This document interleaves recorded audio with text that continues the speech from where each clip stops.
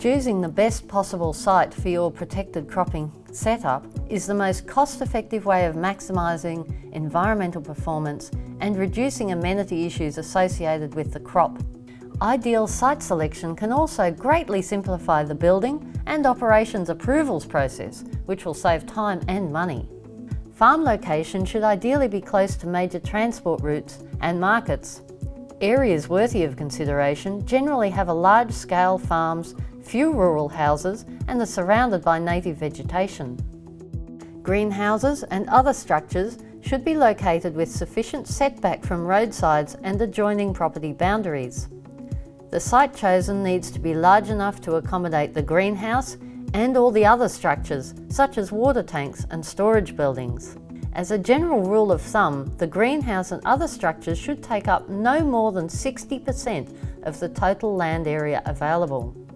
Obviously, it's best to choose a level site. It's going to make it easier to manage the greenhouse climate and will be much easier for installation of irrigation systems and tanks, and reduce the complexity and costs associated with construction of drainage systems. Make sure that the power supply on site has enough capacity for your needs, specifically 3-phase power, which can be an expensive addition if added later. It is easier to heat than cool, but price and availability of gas or electricity is an important consideration. You will need to factor in the management of surface water through runoff, as well as collection and storage of rainwater.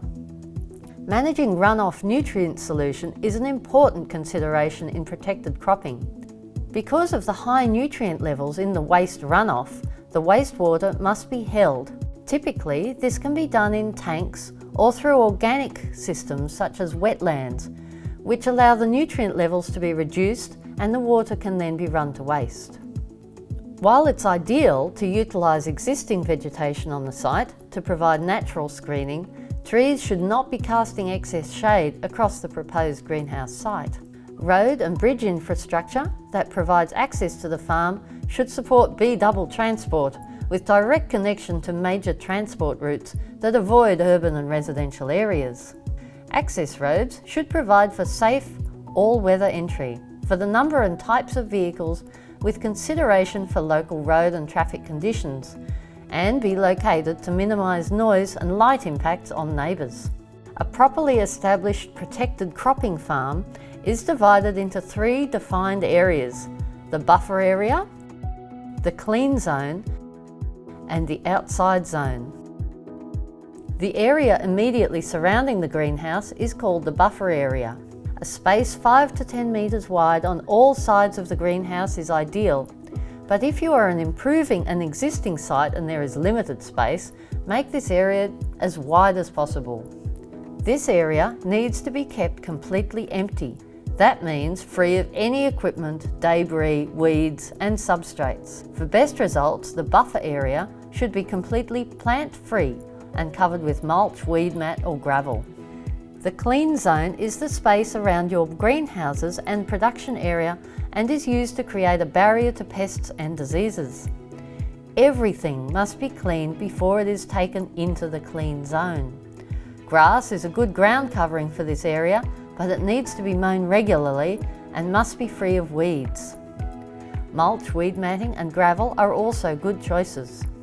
The remainder of the property is defined as the outside zone. This area should be kept clean and tidy to minimise the presence of pests and diseases.